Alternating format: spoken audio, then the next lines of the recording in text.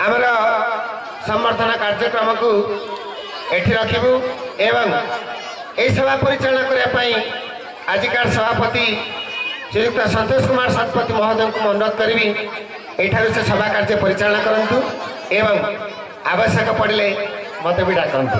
धन्यवाद सर। धन्यवाद होची आज मत परिचालना दायित्व देथिबारु स्कूल आयोजक एवं स्कूल समस्त कर्मकर्ता मान को धन्यवाद दे। आज दिघापड़ा जय दुर्गा नोडाल उच्च प्राथमिक विद्यालय 50 वर्ष पूर्ति उपलक्षे सुवर्ण जयंती उत्सव पालन हो। मुख्य अतिथि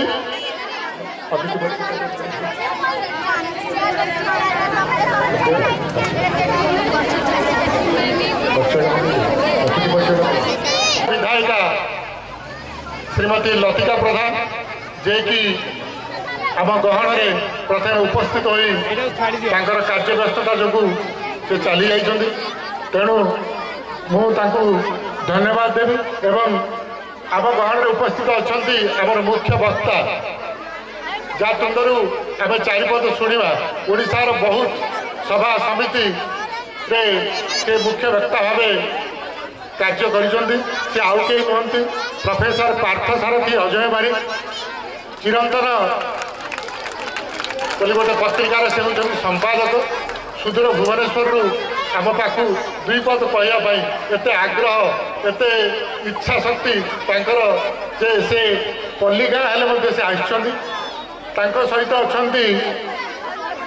आमर जड़े समाजसेवी पूर्वतन शिक्षाविद श्रीजुक्त पूर्णचंद्र बेहेरा से बहुमूल्य समय दे आम पाखे आसिक अच्छा आमर दिघापड़ार पंचायतर सरपंच प्रार्थी श्रीजुक्त पूजा परिड़ा सी आमर उन्नति अहरह चिंता और चेष्टा कर सहित अच्छा आमर गोष्ठी शिक्षा अधिकारी श्रीजुक्त कमलाकांत साहू एवं मंच उपस्थित अच्छा परिचालन समितिर सभापति हिमांशु मिश्र एवं श्रीआशीषी बालकृष्ण महांती। आज जो सुवर्ण जयंती उत्सव पालन करा तार दुईटा लक्ष्य नहीं पालन करा। प्रथम लक्ष्य होची 50 वर्ष तलर स्मृतिचारण करवा एवं जो माने अनुष्ठान को गढ़ी तांको मन पकेवा। द्वितीय कारण होची जो छात्र माने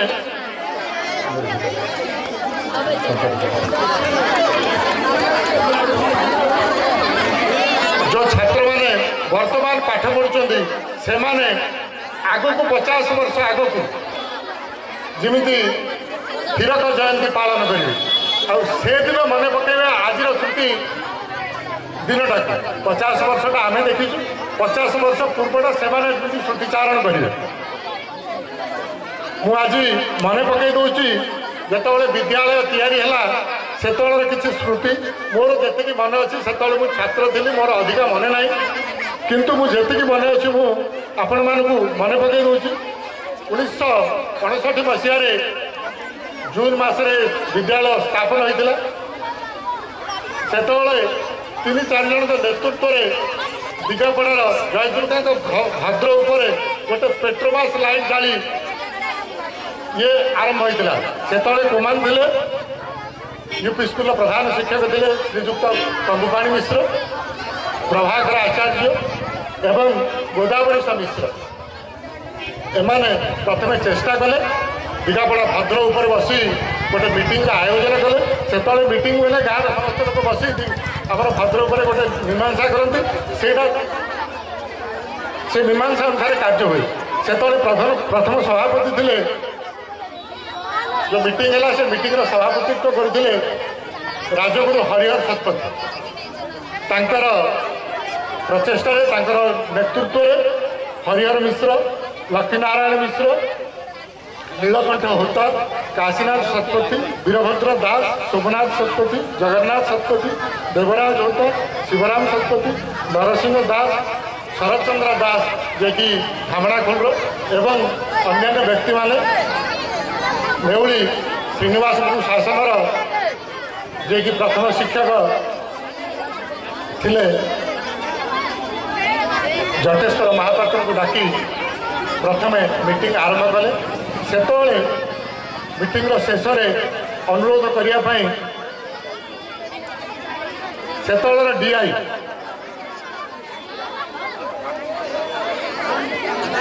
शशधर पट्टनायक को अनुरोध करते शशधर पट्टनायक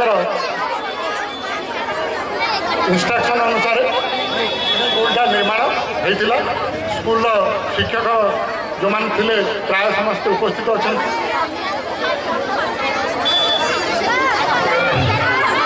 उपस्थित अच्छा से जो मैंने प्रचेषा करते स्कूल तैयारी से माने सार्ट भी पिंधु नथिले से शिक्षार व्यवस्था किसी नाला किंतु से शिक्षित थे विज्ञ थे से ज्योतिष शास्त्र गणित शास्त्र संस्कृत विज्ञ थे से आम अंचल स्कूल नाला कोदड़ा को जावाई रास्ता नाला नेउली को जावाई रास्ता नाला धनजयपुर जावाई रास्ता नाला से बर्तमान जो यूपी स्कूल अच्छी यूपी स्कूल साइड्रे गोटे झाटी माटी घर तैयारी स्कूल आरंभ करते तार प्रथम छात्र होती उमाचरण होता जे कि मुंड ये टुंगार जहाँ से बहुत चेष्टा आउ गोटे स्कूल करते जार कृति छात्र बहुत बाहर स्कूल रू डॉक्टर बाहर इंजीनियर बाहर शिक्षक बाहर क्लर्क बाहर बहुत कृति छात्र बाहर मुझे कहबी जे ये जो पल्ली शिक्षा उपरे आम जो ये स्कूल पाठ पढ़ुचे दुईटा जिनस नहीं पाठ पढ़ुचे आमर दुईटा ज्ञान आम उदाहरण हो एक तो पाठ पढ़ुचे आम निजर ज्ञान आहरण करने द्वितीय कथा आम जो सांसारिक चलनी आमर कौलिक वृत्ति आमर बंधु बांधव मामू कका दादा मौसी मौसी एमानकर परिचय नहीं कि आम पाठ पढ़ुचे आमर स्मरण रोचे जे आमर ये मामू ये आमर कका ये आमर दादा ये चलनी कि चलते जो प्रकार पैसा पत्र आणिकी आमको बंचाऊँ आमको पाठ पढ़ुं ए प्रकार ये दुईटा जिन आम शिक्षा सहित यहीटा आम शिखुचे किंतु सहर जीवन में जो शिक्षा आम सब छात्र मैंने भावुचे सहर में भल पाठ पढ़ुं आम तार सुजोग वंचित होचे सहर में दुईटा प्रकार शिक्षा गोटे प्रकार शिक्षा होते मामू डाकती मौसा डाकती कका डाकती बापा डाकती दादा डाक ना से समस्त को अंकल बोल डाक ये शिक्षा तुम्हें पाइबनी ये शिष्टाचार तुम्हें पाइबनी। द्वितीय शिक्षा कौन समस्ते नौकर एक प्रतिद्वंदिता करेंगे चाकरी एक प्रतिद्वंदिता करेंगे किंतु ये शिक्षा लाभ कले गोटे जिन हूँ मोर अभिज्ञता जे कौलिक वृत्ति शिखिले आम चाष कथा शिखिले आम परंपरा कथा शिखिले प्लस विद्या शिखिले जहाँफल कि आम केवे बेकार हबानी मु जानिबारे पल्ली स्कूल जो मैंने पढ़ुं केवे बेकार हमें किंतु इंग्राजी मीडियम जो मैंने पाठ पढ़ते चाकरी करेंगे बेकार है जेहेतु खाली अंकटा शिखी आउ किसी शिष्टाचार शिखी ना मु तो अधिका किसी कहबी मुझे कहबी शिक्षार उन्नति आज मैडम थाते ताल मुझे जे या पूर्वर मु प्रोफेसर सार कहूली जे 100 मीटर 3टा स्कूल आमर अच्छी 3टा स्कूल शिक्षक गोटे 2टा लेखे अच्छा जब समस्त को एकाठी करके लैंड रिक्वेशन कर जमी आनिकी गोटे स्कूल प्रतिष्ठा हाँ पेरेन्ट्स मैंने प्रतिदिन से स्कूल को पिला छाड़ा बाहर आसते शिक्षक पाठ पढ़ुचे ना देखते पिला कौन कर शुणते ताहले शिक्षा निश्चय उन्नति हुआ एपाई मु मुख्य वक्ता अनुरोध कर जो पेपर अच्छी से पेपर से बाहर करूँ सरकार दृष्टि आकर्षण करूँ शिक्षा विभाग दृष्टि आकर्षण करूँ एपरी समस्त करूँ बोली मुझे आशा कर भूली जाइली भूली तो ना मंचासीन अतिथि मान सम्मान देले अन्य मानक मो उपस्थित थिबा समस्त पूर्वतन शिक्षक एवं उपस्थित थे मोर गुरुजन सीआरसी एवं शिक्षक और मोर गाँव समस्त भाई गुरुजन और छात्र मानू साधुवाद दे मोर वक्तव्य शेष कर शेष पर मु अनुरोध कर जयदुर्गा एम स्कूल प्रधान शिक्षक को अनुरोध कर संपादकीय पाठ करेंगे। जय दिगापड़ा कोदला गंजम तारीख 22/12/2019 रविवार। ओम वंदे कृष्णं जगद्गुरुं नीलाचल निवासाय नित्याय परमात्मने बलभद्र सुभद्राभ्यां जगन्नाथाय ते नमः। सचिदानंद परमेश्वर कोटि ब्रह्मांडर नाथ जगन्नाथ श्री जगन्नाथ चरणारविंदरे मोर भक्तिपूत प्रणाम। विद्यालय 50 वर्ष पूर्ति उपलक्षे आज सुवर्ण जयंती उत्सव मंचासीन सम्मानस्पद सभापति महोदय वरण्य मुख्य अतिथि महोदय मुख्य वक्ता महोदय विशिष्ट अतिथि महोदय सम्मानित अतिथि महोदय यही विद्यालय अवसर नहीं समस्त प्रधान शिक्षक शिक्षयित्री वृंद निमंत्रित समस्त पुरातन सभापति तथा अन्य अतिथि वृंद सीआरसीसी वृंद उपस्थित समस्त पुरातन छात्र छात्रीगण परिचालन समितिर अध्यक्ष एवं समस्त सदस्य अभिभावक एवं वर्तमान अध्ययनरत मोर आदरर छात्र छात्रीगण आज रही निराडंबर सुवर्ण जयंती उत्सव मु आपण मानकु स्वागत जनाइबा संगे संगे माँ जयदुर्गा अपार करुणारू दिने मु एही विद्यालय पाठ पढ़ी एही विद्यालय भारप्राप्त प्रधान शिक्षक हिसाब से आज संपादकीय पठन करुथिबारु निजकु गौरवान्वित मन करुअछि एवं समस्त नरनारायण निकट में नतमस्तक होई प्रणिपात जनाउछि। प्रथमे विद्यालयटी 1969 मसीह दिगापड़ा ग्रामवासी अक्लांत परिश्रम और सहायता संपूर्ण बेसरकारी मध्य इंग्राजी विद्यालय रूपे स्थापित होता। 1/4/1974 मसीह विद्यालय को पूर्ण अनुदान मिलता एवं परवर्ती अर्थात 1/4/1991 सेकेंड ओवर एम स्कूल भाव विभाजित है। सर्वशिक्षा अनुकूल्य दिगापड़ा पंचायत 24/3/2004 क्लस्टर स्कूल रूपे परिगणित है। 1/3/2008 स्कूल 1/3/2008 मसीह स्कूल रे मध्याह्न भोजन कार्यक्रम पिला निमंते आरंभ है। शिक्षा वर्ष 12-13 शिक्षा वर्ष स्कूल रे अष्टम श्रेणी को सामिल करागला। सरकार नियम अनुसार 1/10/2018 तारीख दिगापड़ा प्राथमिक विद्यालय को यही स्कूल रे मिश्रण कर नोडाल उच्च प्राथमिक विद्यालय मान्यता प्राप्त है एवं से योग्यता को वहन करी समय स्रोत विद्यालय 50 वर्ष पूर्ति पदार्पण करी पुराना बिल्डिंग टी मुकसाखी रूपे विपद संकुल अवस्था पड़ी रही। वर्तमान यही स्कूल प्रथम श्रेणी अष्टम श्रेणी पर्यंत पाठ पढ़ार सुविधा रही। प्रथम श्रेणी पंचम श्रेणी पर्यंत 42 जन छात्र छात्री 2 गोटी श्रेणी कक्ष एवं षष्ठ श्रेणी अष्टम श्रेणी पर्यंत 168 जन छात्र छात्री 3 गोटी श्रेणी कक्ष यहीपरी 5 गोटी श्रेणी कक्ष पृथक पृथक भाव रही जद्वारा शिक्षक मानक शिक्षादान प्रदान करने सकाशे जीवासबार असुविधा होती। छात्र छात्री निमित्त स्वतंत्र शौचालय ऑफिस रूम स्टोर रूम मध्याह्न भोजन रोषई गृह रही। सर्वमोट 179 जन छात्र और 91 जन छात्री यहीपरी 210 जन पिला शिक्षादान निमंते 6 जन शिक्षक शिक्षयित्री और जड़े पार्ट टाइम कला शिक्षक नियुक्ति पाई। विद्यालय स्थान अभाव आखि दृष्टिया विकास हो पारना।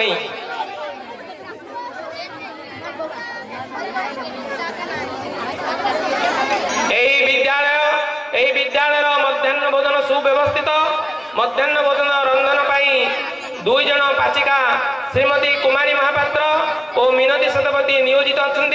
त्रिनाथ ठाकुर आत्मसहायक दल पक्षर सभानेत्री श्रीमती पुष्पांजलि साहू मध्याह्न भोजन कार्यक्रम को अति सुंदर भाव परिचालन कर।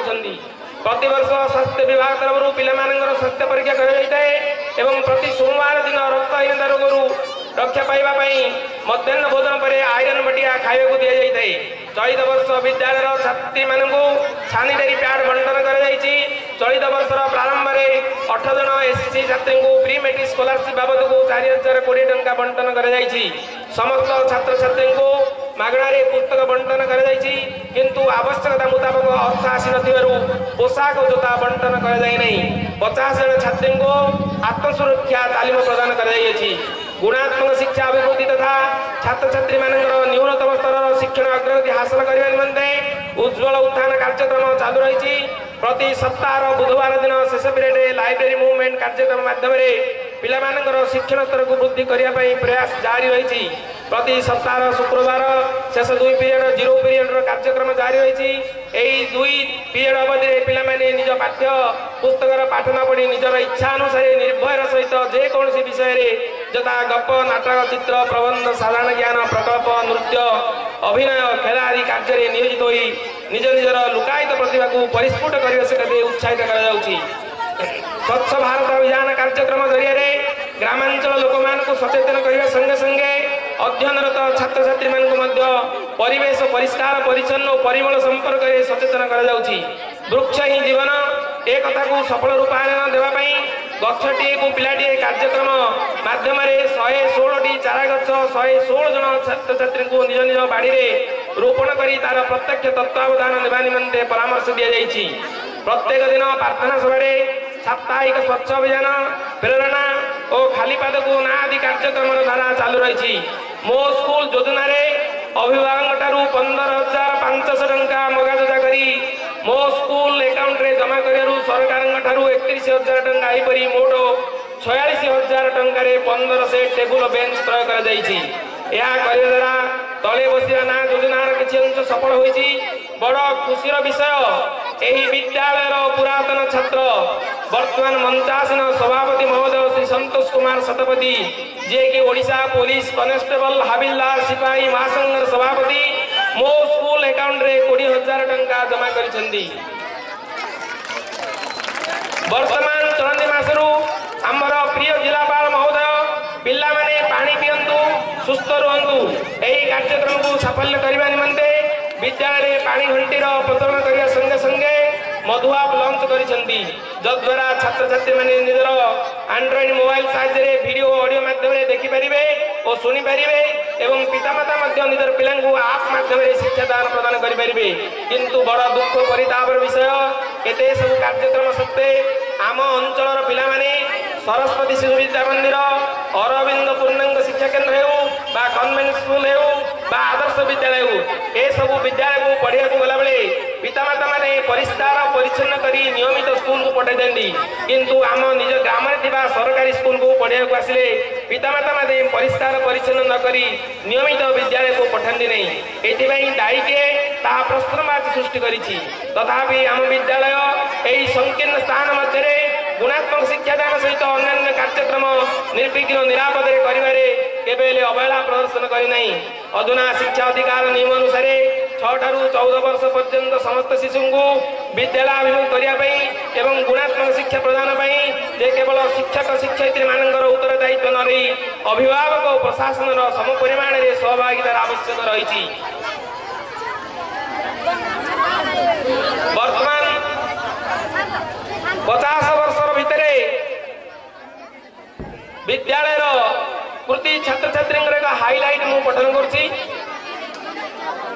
प्रथम है विद्यालय प्रथम छात्र श्री उमाचरण होता पिता नीलकंठ होता रिटायर्ड मेडिकल अकाउंटेंट प्रथम एनआरटीएस छात्री श्रीमती श्वेत प्रज्ञा दास पिता सूर्यमणि दास श्री भवानी शंकर शतपथी पिता दंडमणि शतपथी डॉक्टर श्री संतोष कुमार शतपथी पिता प्रभाकर शतपथी ओडिशा पुलिस कनेस्टेबल हाबिलदार सिपाही महासंघर सभापति श्री प्रमोद चंद्र दास पिता Balabhadra Das retired DSI police Shri Rabinarayan Sahu पिता Basudev Sahu civilian educational inspector INS Chilika Shri Sudhir Kumar Satpathy पिता Prabhakar Sati sub inspector police Shri Ashok Kumar Das पिता Sarat Chandra Das deputy commissioner of air force Shri Arun Kumar Satpathy पिता संतोष Kumar Satpathy BTech computer science and super class contractor Shri Jayakrishna Das पिता सूर्यमणि दास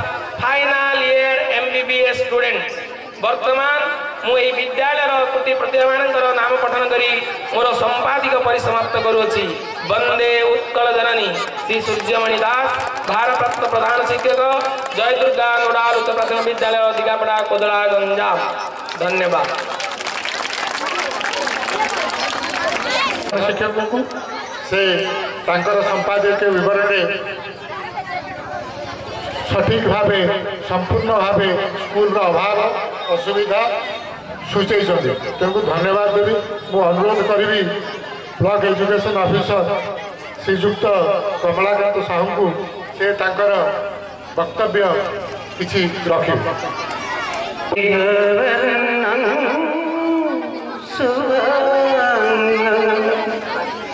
लक्ष्मीकान्तं कमलनयनं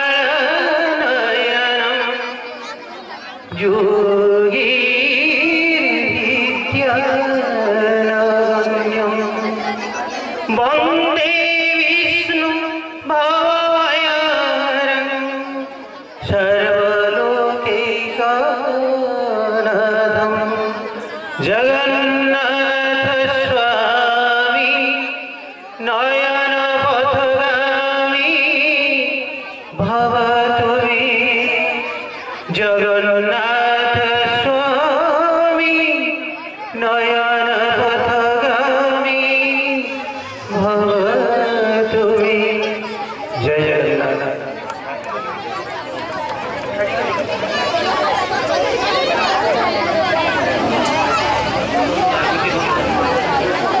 आज तांकर जो ये विद्यालय प्रति जो मानसिकता जो अवदान प्रकृत में चिरस्मरण चिरस्मरणीय हो निश्चित भाव ये पिला को आगामी पीढ़ी पाई निश्चित भाव उत्साह जोगेब से उत्साहित कर प्रेरणा देव।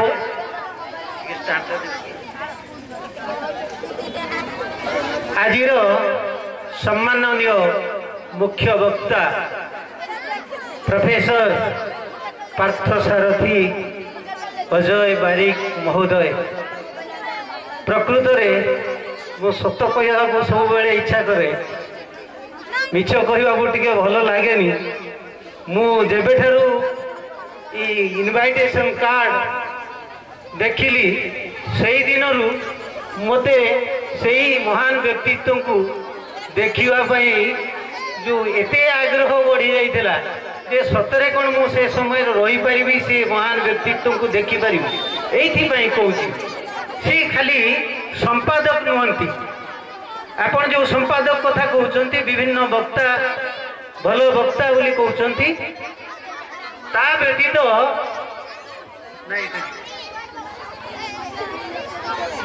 सी जड़े इमिति महान व्यक्तित्व सारा ओडिशा सारा जो छात्र समाज छात्र छात्री मान जोटा कि आम समस्त कम लगुच ग्रामर बही लिखिं आपण मैंने समस्ते हुए तो ग्रामर पढ़ुए पिला माने पढ़ुए किंतु से ग्रामर जो सृष्टिकर्ता जहाँकर कृति सी आम सामने अच्छा से जो प्रोफेसर पार्थसारथी अजय बारिक महोदय आज आम गहन मुख्य वक्ता मुख्य अतिथि सम्माननीय ये कविसूर्य नगर विधायिका महोदय उपस्थित थिले मुख्य अतिथि भाव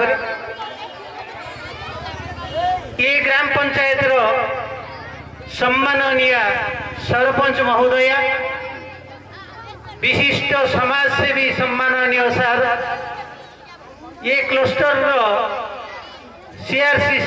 सीआरसीसी मुख्य पुरोधा कहले अत्युक्ति हम ना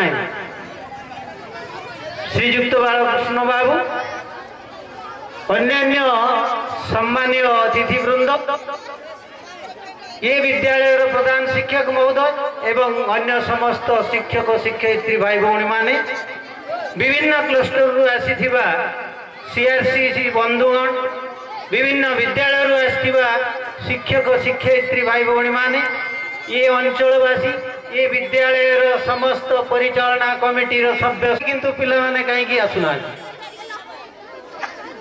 से भली मानसिकता कहीं सृष्टि होना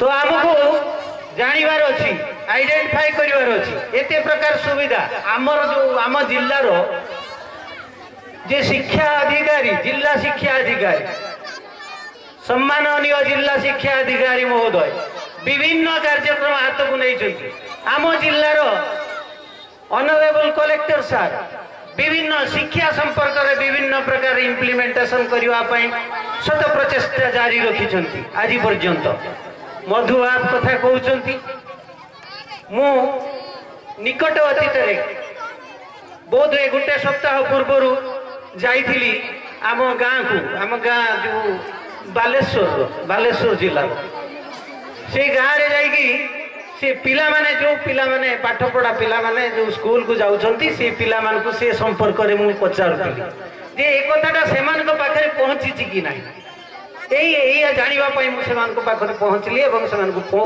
पचारुथि से माने रात्रि रे मधुआ से माने रजिस्ट्रेशन करचंती ताकर मोबाइल नंबर रजिस्ट्रेशन करिकि से मधु आप जो विभिन्न श्रेणी पई जो शिक्षादान दिया होची सेमान के भितर जो डाउट रोची से डाउट क्लियर करचंती से माने रात्रि रे आसी कि मधु आप रे देखि निश्चित भाव रे एटा अत्यंत गर्वर कथा जे ए भली सृष्टि हिची आम पिला मान को पई पिला माने ई जो प्राथमिक स्तर रे जो गुडा को मध्य मधु आप रे संयोग करा जाउची एबे तैयारी चली से गुड़ी हम हाई स्कूल नवम दशम श्रेणी पिला माने से माने मध्य उपकृत होउछंती केवल मधु आप कथा नुहे आमे बेले बेले ये जो वाटर बेल कथा कहते आमे पिला मान को खाली पाठ पाठ पाठ पाठ विभिन्न प्रकार जो कार्यधारा विभिन्न पीरियड अनुसार से को शिक्षा दौचु किंतु आमे भूली जाऊँ से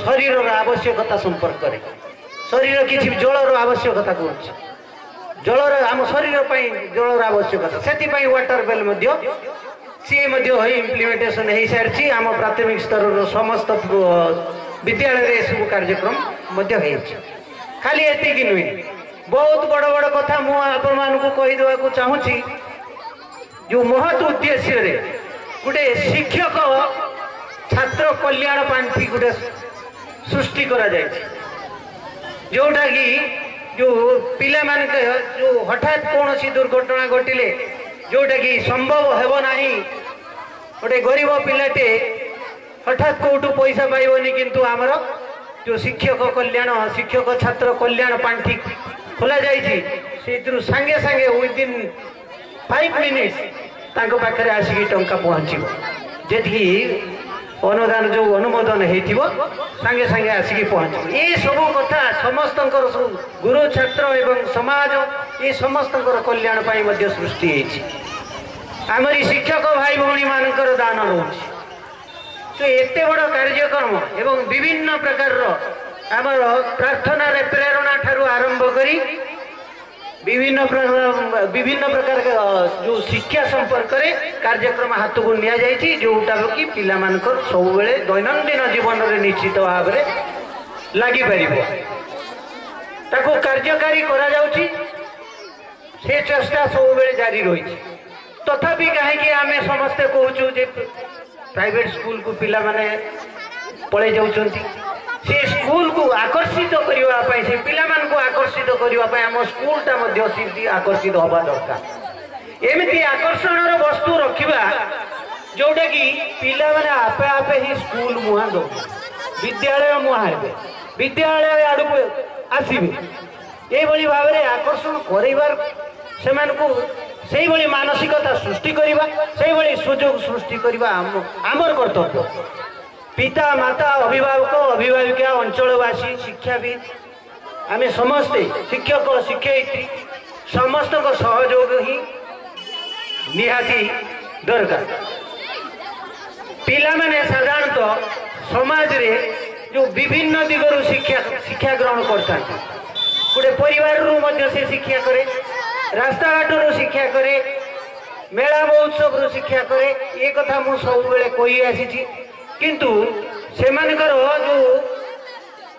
जो अभिज्ञता केवल ये विद्यालय ही सी बांटे अन्य कौटी पाए ना से तापाई जो उपयुक्त प्लाटफर्म सृष्टि होता है ये विद्यालय से प्लाटफर्म सृष्टि कर दायित्व आम समस्त से जहाँफल कि से अभिज्ञता बांटे कहीं से बांटा दरकार कौन पाखे सी जो परिवेश रु आसी सी जो परिवार रु आसी जो सी अभिज्ञता हासिल कर प्रकाश करे एवं समस्ते जी जहाँ अभिज्ञता को से प्रकाश करने फल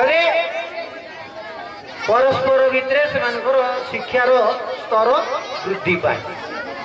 तो एथिपाई विभिन्न प्रकार जो सुजोग हाथ को नि सम पिला मानकु कहबी से सुजोग केबे हाथ छड़ा करिवे नहीं। पिता माता अभिभावक अभिभाविका एमानकु मध्य अनुरोध करी सविनय निवेदन करी से पिला मानकु से सुजोग केबे वंचित करिवे नहीं। आपण माने भाविबे नहीं जे ये विद्यालयटा ये सरकारी विद्यालय केवल नाच गीत होउची विभिन्न प्रकार खाली सामग्री दिया जाउची सब बेले विद्यालय जो शिक्षा श्रेणी प्रकोष्ठ रे श्रेणी जो शिक्षादान समय रे विभिन्न प्रकार टीएलएम रो व्यवस्था मध्य सेठी पई अछि जोटा कि एक पर्याप्त परिमाण रे टीएलएम रो जो व्यवहार पई सुযোগ अछि जोटा कि आगरु नथिला।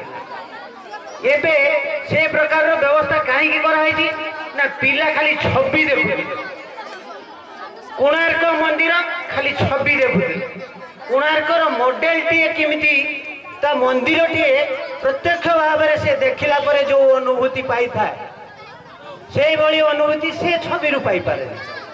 तो ताको विभिन्न प्रकार कोणार्क मंदिर रो जो मॉडल सृष्टि करके जो तैयारी करके जो विभिन्न जो दल गठन करके सेमान को दिया जाई था एवं से जहाँ फल से माने बुझीबार बोधगम्य होता है यही विभिन्न कार्यक्रम। तेणु आपण मैंने भावे स्कूलटा केवल है नाच गीत खेल सामग्री खाली खेल जिते गला खेल चलती पिला खेलवा को बेसी भल पाए आज्ञा टिके आपण को गोटे कथा कह गोटे छोट उदाहरण मु गोटे विद्यालय को जी से विद्यालय पिला माने चली आसवे गोटे जो जेहेतु दिन प्रत्येक दिन जाऊना तेणु से शिक्षक बोली के ग्रहण करें ना से चली आसला मुझे आग पाठ पचारि जे 15-15टा केते जेतिकी पिला आसथिबे ना मते देखिबाकू सेथिरु 75% आपे आपे दूरी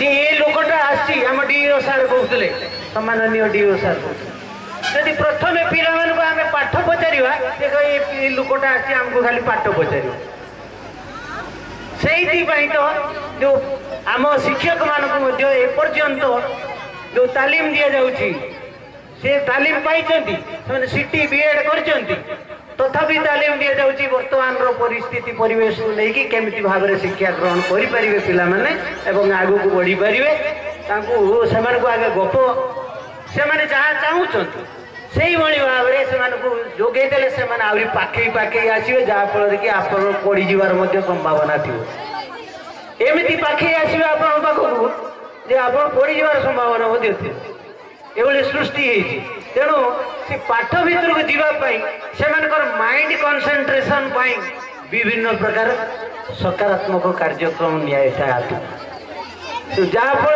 कि आपण मैंने समस्ते विभिन्न कथा चिंता करते ये सभार आसिक बसला गोटे मानसिकता ये विद्यालय संपर्क में किसी चिंता कर विद्यालय जो महान व्यक्तित्व ये उपस्थित अच्छा जो प्रथम छात्र छात्री जो कथा कहले उमाचरण सार एवं यही भाव में विभिन्न उदाहरण सृष्टि करथिबा जो ये समाज रे प्रतिष्ठित होइथिबा जो विभिन्न पोर्टफोलियो रे बड़ बड़ पोर्टफोलियो रे थिबा ये विद्यालय छात्र से कथा आम मन पकाऊँ से केमिति भाव में पाठ पढ़ुते जो से केमिति भाव में बड़ मनीष होती से जीवन शैली केमिति थिला ये सब कथा आम ये पीढ़ी मध्य जानिबा दरकार से तो सब बेले कह जाए तो जो महापुरुषंकर एवं आमर पूर्व पीढ़ी से जो जीवन शैली संपर्क में आम जाना दरकार से आम जहाँफल कि बहुत कथा शिखिपर अनेक कथा अच्छी मु निश्चित भाव में भाषण खाली कहले कहीं शुणा जीवेनि से शिशु पछाड़े ना कथा है बहुत कथा अच्छी कहवा गले सरबनी बहुत कथा अच्छी तो जहाँ भी होना कहीं मुझे समस्त को निवेदन करी शिक्षक शिक्षयित्री भाई जो आमर पिला मानकर पिता माता अभिभावक अभिभाविका आदौ किसी भावतु ना जदि किसी आपण आहरी गोटे सुचिंतित मतामत दिंतु आपण गठन शैली जो पिला पाठपढ़ा सहित विभिन्न खाली पाठ पढ़ले हेनी को कारिकुलर एक्टिविटी जी जो दिगरे जीवाई जार दक्षता अच्छी टैलेंटेड पिला माने सब अच्छा से आइडेंटिफाई करूँ किए कौ दिगरे जी कौन जड़े गीत गाइबा भल पाऊँ से दिगरे दिंतु से दिगरे सुजोग दिंतु मु कहूनी मु गीत गाईदेली बोली पदे जे से खाली केवल गीत गाइबे पिला माने मुझे कथा कहूनी किए गीत गाइबा भल पाउछंती किए जो देश दुनिया क्विज जड़े जड़े पिला अच्छा बहुत आग्रह सहित क्विज रे भाग नियंती और विभिन्न देश कथा जानवा चाहती आम आम सम्माननीय डीओ सार गोटे प्राथमिक स्तर में गोटे जो सब्जेक्ट टॉपिक गोटे देइचंती जापानी संपर्क में पिला माने आम सान सान पिला माने पढ़ुछंती ई हमर जो सम्माननीय सार जो पिला मानक पई केते गुड़िए ग्रामर से जो सृष्टि करिसंती ग्रामर बिना आमे तो आम वाक्य असंपूर्ण पिला माने एबे भी किछि पिला अछंती भार एडभार नाउन प्रोनाउन ये सब कहा को कहा जाए ये सब संपर्क रे सुंदर भाव से बही मु पढ़ी मु सेइथ मोर देखिबार आग्रह थिला सार को एते सुंदर भाव से बुझेइचंती पिला माने सहज रे ता पिला मानक पई बोधगम्य हो तो यही माटी रे यही गंजाम रे कवि सम्राट उपेंद्र भंज ये कवि मानक भितर जी सम्राट कवि सम्राट उपाधि पाई विभिन्न प्रकार लेखा मु सीना आसी बालेश्वर माटी बालेश्वर फकीर मोहन माटी एटी जे सम्राट कवि तो केते बड़ बड़ कथा केते बड़ बड़ तारी भितरे ई पिला मानक भितरे मध्य सेही बड़ी सृष्टि करिवा पई आमर मध्य कार्यक्रम रही क्लासरूम मैगजीन क्लास मैगजीन पिला मानक विभिन्न प्रकार इन्स्पायर करा जाउची ये दिगरे जे कविता लेखुची से लेखु से लेखिवा जारी रखु से लेखाटी शिक्षक शिक्षयित्री ताकू संशोधन कर देबे संशोधन कर जो तार चिंताधारा को संशोधन करेंगे सी जो चिंताधारा लिखी लेखु तार केवल बनान भूल कि कौटी कमा पूर्ण थे ये भाव में छाड़ी जाइए संशोधन कलापर सी फेयर करके दौची एवं क्लास मैगजीन हूँ सी ता ना सी कौ वर्षर पिला तार रोल नंबर केते से सब रोची किए जड़े आर्ट करू गल्प लेखु कविता लेखु कि गोटे जहाँ भी सी तैयारी करू से ता कृति रोची से 10 वर्ष पर आसिले कृति से विद्यालय से देखा पाइब ता ना सी जो लेखाटी देता से लेखाटा एपर्यंत जीवित अच्छे तो ये जहाँ फल जो से भर कवि बाहर से भर लेखक बाहर से भर जो गाल्पिक नाट्यकार सृष्टि हे केते सृष्टि हो जहाँ फल कि समाजर आवश्यकता अच्छी ये भल ये जीवन शैली यही चिंताधारा से भर को आणले मानसिकता आणले ये समाज बदली ये समाजर कुसंस्कार बदली ये समाज सुस्थ समाज रे परिणत हम ये समाज तो सही माने गढ़े तब ये रखुची समस्त धन्यवाद बहुत बहुत धन्यवाद सर आम गहन आसी 2 जन विशिष्ट अतिथि उपस्थित हो गए समान को समस्ते करताली माध्यम स्वागत जनाइबा जोरदार करताल देबा जय जगन्नाथ स्वामी नयना पताका विभव तुम्हें 2 जन को आम स्वागत जनाइबा मंच रे मंचासीन हेबाई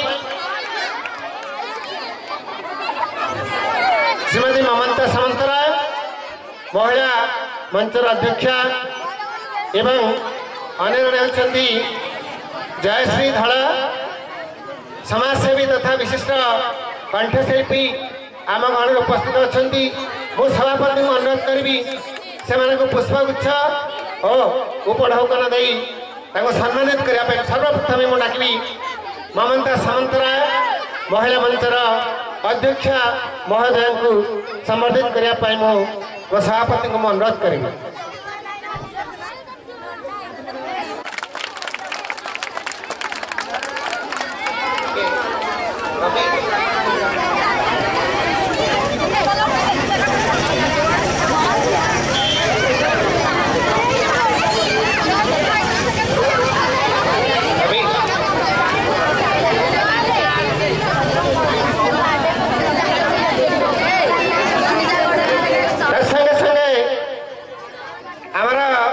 विशिष्ट समाजसेवी तथा जनाशुना कंठशिल्पी श्रीमती जयश्री धला को संबर्धित करने मु सभापति को अनुरोध करी।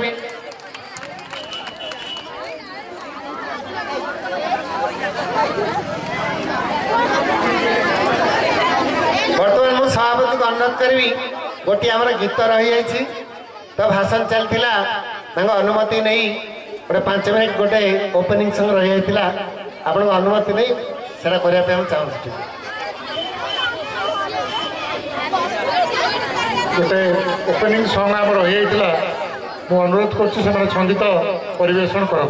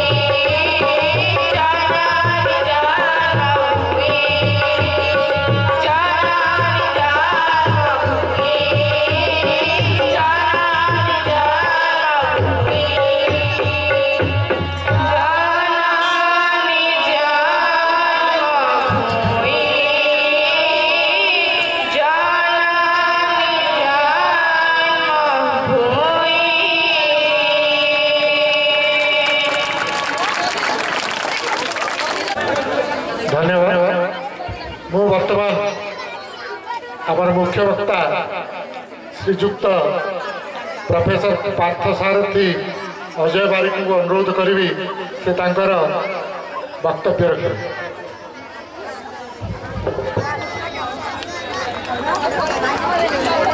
ମୁଁ ସେହି ବଳିଆର ଭୁଜ ଷୋଳ କଳାର ଆଧାର ଜଗତର ନାଥ ଶ୍ରୀ ଶ୍ରୀ ଶ୍ରୀଜଗନ୍ନାଥଙ୍କର ଚରଣାର ବିନ୍ଦରେ ମୋର ଭକ୍ତିପୂତ ଶ୍ରଦ୍ଧାଞ୍ଜଳି ଦେଇ ଏ କୋଦଳା ବାସିନ୍ଦା ବା ଦିଗାପଡ଼ା ବିଦ୍ୟାଳୟର ସମସ୍ତ ଅଭିଭାବକ ଛାତ୍ରଛାତ୍ରୀ ଶିକ୍ଷକ ଶିକ୍ଷୟିତ୍ରୀ ତଥା ବାସିନ୍ଦା ବାର ବାର ପ୍ରଣାମ ଜଣାଇ ମୋର ଭାଷଣ ଆରମ୍ଭ କରୁଛି। ବନ୍ଧୁଗଣ, ମୁଁ ଜାଣେ ମୁଁ ଯେଉଁ ଭୂମିରେ ଆଜି ପାଦ ଦେଇଛି ଇଏ ହେଉଛି କଳା ମଞ୍ଜୁଳ ଗଞ୍ଜାମ। ଏହାର ଐତିହ୍ୟ ପରମ୍ପରା ଖୁବ୍ ପ୍ରାଚୀନ ଏବଂ ସୁଦୂର ପ୍ରସାରୀ। କେବଳ ଓଡ଼ିଶା ନୁହେଁ, ଭାରତବର୍ଷ ନୁହେଁ, ସମଗ୍ର ଆନ୍ତର୍ଜାତିକ ସ୍ତରରେ ଏହାର ସୁନାମ ରହିଛି। ତେଣୁ ଆପଣମାନଙ୍କୁ ମୁଁ ଟିକେ ଭାବରେ ମୋର ସମ୍ଭାଷଣ କରିବା ପାଇଁ ଚାହୁଁଛି, ଯାହା କୁହନ୍ତି ବିଭାବାନୁଭାବ ବ୍ୟଭିଚାରୀ ସଂଯୋଗାତ ରସ ନିଷ୍ପତ୍ତି। ତେଣୁ ସେହି ଭାବରେ ମୁଁ ଆପଣମାନଙ୍କୁ ଟିକିଏ ମୋର ସମ୍ଭାଷଣ ଜଣାଇବା ପାଇଁ ଚାହୁଁଛି। ଆପଣମାନେ ସମସ୍ତେ ଜାଣନ୍ତି ମୁଁ ଯାହାଙ୍କ ନାଁ ପ୍ରଥମେ ନେଲି ସେ ହେଉଛନ୍ତି ଜଗତର ନାଥ ଶ୍ରୀ ଜଗନ୍ନାଥ, ଷୋଳ କଳାର ଆଧାର। ସୁନ୍ଦର ଭାବରେ ଆମର ଜଣେ ବନ୍ଧୁ ତାଙ୍କ ବିଷୟରେ ସେ ଗାଇଲେ ଏବଂ ଖାଲି ଟିକିଏ କରେକ୍ସନ୍ କରିଦେଉଛି, ଭବ ତୁମେ ନୁହେଁ, ଭବ ତୁ ମେ, ଭବ ତୁ ତାପରେ ମେ। ତେଣୁ ସେ ହେଉଛନ୍ତି କଳିର ଦାରୁ ଦେବତା, କିନ୍ତୁ ଲୀଳା ପୁରୁଷୋତ୍ତମ ସେ ହେଉଛନ୍ତି କିଏ ନା ସେଇ ପରମ କୃପାଧାରୀ ଶ୍ରୀକୃଷ୍ଣ। ଯାହା କୁହାଯାଏ ଜଗନ୍ନାଥ ଯେ ଷୋଳ କଳା କହୁ କଳାକ ନନ୍ଦବଳା, କଳାକ ଷୋଳ କଳା କରି ଗୋପେ ବିହାରୀ ନର। ତେଣୁ ସେ ବର୍ତ୍ତମାନ ଦ୍ୱାରକାର ସମ୍ରାଟ। ଶୟନେ ସ୍ୱପନେ ଜାଗରେ ମନେ ପଡ଼ୁଛି ତାଙ୍କର ଗୋପୀମାନଙ୍କ କଥା, ମନେ ପଡ଼ୁଛନ୍ତି ଗୋପ ବାଳକ, ମନେ ପଡ଼ୁଛନ୍ତି ପିତା ନନ୍ଦରାଜ, ସର୍ବୋପରି ମନେ ପଡ଼ୁଛନ୍ତି ମାତା ଯଶୋମତୀ ଏବଂ ପ୍ରିୟ ସଖୀ ଶ୍ରୀରାଧା। ମନ ଅଥୟ ହେଉଛି। ଡାକିଲେ ଉଦ୍ଧବଙ୍କୁ, ଉଦ୍ଧବ ହେଉଛନ୍ତି ତାଙ୍କର ପରମ ସଖା, ପରମ ଭକ୍ତ। କହିଲେ ହେ ଉଦ୍ଧବ, ମୁଁ ଜଣେ ଅବତାରୀ ପୁରୁଷ, ମୁଁ ଗୋଟିଏ ଜାଗାରେ ସ୍ଥିର ନିବିଷ୍ଟ ଭାବରେ ବସି ରହିବା ମୋର ଆଦର୍ଶ ନୁହେଁ, ମୋର ଆଭିମୁଖ୍ୟ ନୁହେଁ। ତମେ ଯାଇକି ମୋର ସନ୍ଦେଶ ଦେଇ ଆସ ଗୋପରେ। ଉଦ୍ଧବ ତାଙ୍କର କଥାକୁ ଶିରୋଧାର୍ଯ୍ୟ କରିଛନ୍ତି, ଯାଇ ପହଞ୍ଚିଛନ୍ତି ଗୋପରେ ଏବଂ ଉଦ୍ଧବ ଆଶ୍ଚର୍ଯ୍ୟଚକିତ ହୋଇଛନ୍ତି। ଗୋପୀମାନଙ୍କ ଠାରୁ ଯେଉଁଭଳି ଭାବରେ ଭର୍ସନା ପାଇଛନ୍ତି, ଲାଞ୍ଛନା ପାଇଛନ୍ତି, ଅପମାନ ପାଇଛନ୍ତି। ଶ୍ରୀମଦ୍ ଭାଗବତରେ ଗୋଟିଏ ଶ୍ଲୋକ ଅଛି, ସେ ଶ୍ଲୋକଟିକି ମୁଁ ଆପଣମାନଙ୍କ ଉଦ୍ଦେଶ୍ୟରେ କହିବା ପାଇଁ ଏତେ ଗୁଡ଼ିଏ ଅବତରଣିକା କରେ। ଶ୍ଲୋକଟି ହେଉଛି ବନ୍ଦେ ନନ୍ଦ ବ୍ରଜସ୍ତ୍ରୀଣାମ ପାଦରେଣୁ ଅଭୀକ୍ଷଣ ଯାସାଂ ହରୋ কথତ ଗୀତଂ ପୁନାତି ଭୁବନତ୍ର। ମୁଁ ଆଜି ଏ ଗୋପର ଗୋପୀମାନଙ୍କର ପାଦକୁ ବନ୍ଦନା କରୁଛି। ଏଇଥିପାଇଁ ଯେଉଁ ଗୋପୀମାନେ କୃଷ୍ଣ କଥା ଦ୍ୱାରା କୃଷ୍ଣ ପ୍ରେମରେ ଅଭିଭୂତ ହୋଇ ଏ ସମଗ୍ର ତ୍ରିଭୁବନକୁ ଆଜି ପବିତ୍ର କରିଅଛନ୍ତି। ବନ୍ଧୁଗଣ, ମୁଁ ଆପଣମାନଙ୍କ ଉଦ୍ଦେଶ୍ୟରେ କହିବାକୁ ଚାହୁଁଛି ଏ ଶ୍ଲୋକଟିକୁ ଟିକେ ଓଲଟେଇ ଏ ବନ୍ଦେ ଦିଗାପଡ଼ା ବାସିନ୍ଦା ପାଦରେଣୁ ଅଭୀକ୍ଷଣ ଯାସାଂ ସୁବର୍ଣ୍ଣ ଜୟନ୍ତୀ কথତ ଗୀତଂ ପୁନାତି ଉତ୍କଳ ଭୁବନମ୍। ମୁଁ ଆପଣମାନଙ୍କ ପାଦକୁ ବନ୍ଦନା କରୁଛି ଏବଂ ମୋତେ ଏଠିକି ମୁଁ ଏ ଜାଗାକୁ ନୂଆ ହେଇ ଆସେ ନାହିଁ, ବାର ବାର ଆସିଛି। ରାମକୃଷ୍ଣ ବାବୁ ଆଣିଛନ୍ତି, ଅନ୍ୟମାନେ ଆଣିଛନ୍ତି।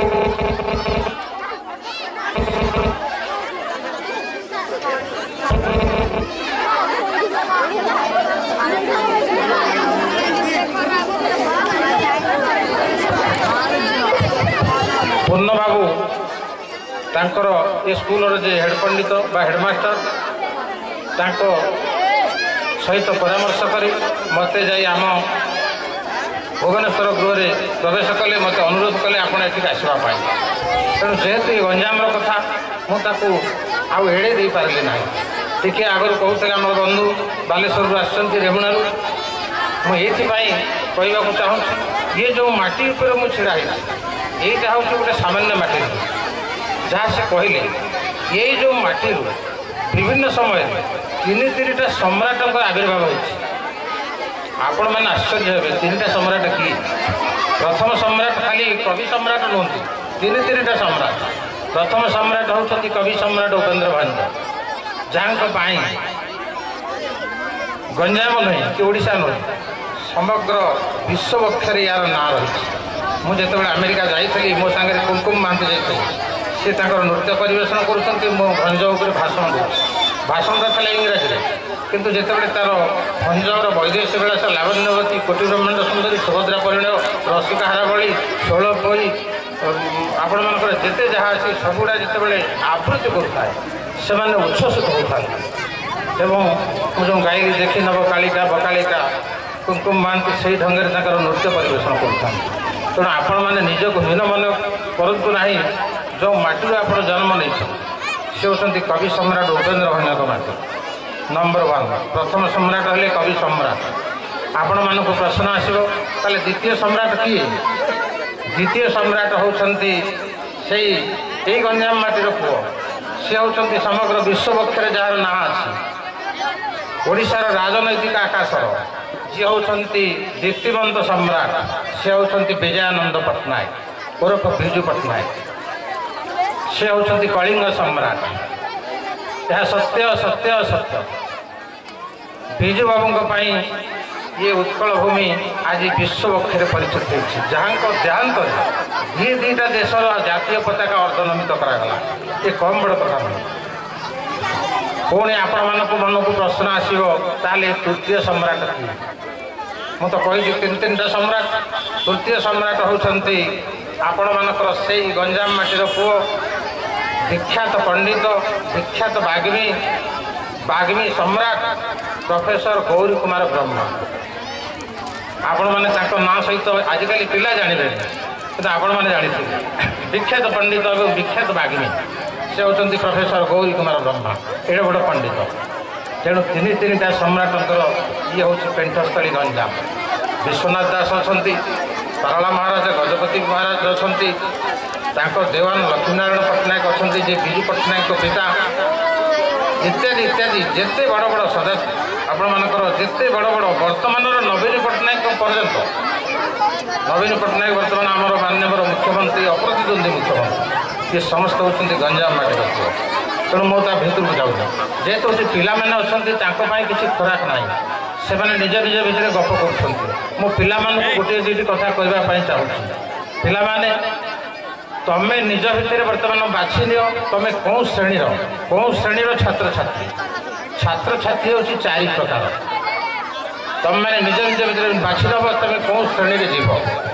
ପ୍ରଥମଟି ହେଉଛି ହଂସ, ଦ୍ୱିତୀୟଟି ହେଉଛି ଗାଈ, ତୃତୀୟଟି ହେଉଛି ଆପଣମାନଙ୍କର